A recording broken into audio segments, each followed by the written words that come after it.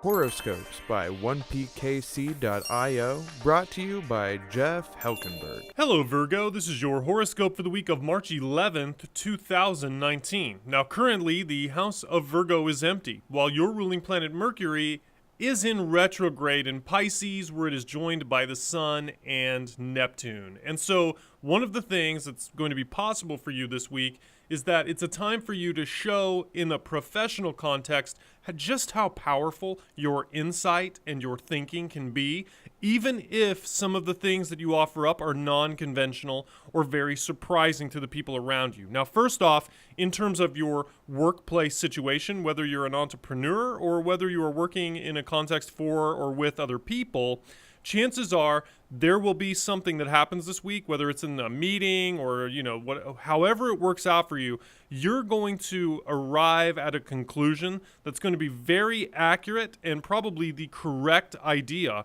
but it will be non-conventional. Chances are it's going to be kind of outside of the box thinking, and people are going to be surprised that you've arrived at this conclusion. Now, there is a possibility that someone's going to push back a little bit, that people are going to be resistant to whatever idea it is that you're going to be offering up, and this is going to be from other signs that are going to be maybe even threatened by what it is that you're stating. You're going to have to stand tall and make sure that you push back against that. With the sun in your house right now, the energy is very powerful for you, so you're in a very good spot to be the kind of more dominant person in the room. It doesn't mean that you're violent or aggressive. It just means that you're projecting the kind of confidence that's going to allow people to have a lot of faith that the things you're saying are accurate, that the conclusions you're arriving at are correct. But this is not going to be a universal sentiment this week, so do not back down. The important thing for you is to consider this potentially like a little bit of an existential moment where you're going to determine what the rest of your year is going to be like. If you bend, you're going to break this week, and it's not going to be good for you, and it's going to lead to lingering problems as the years go by. So if you find yourself being challenged in a situation where you're offering a solution or an idea, make sure that you do not shrink from that challenge, that you push back forcefully,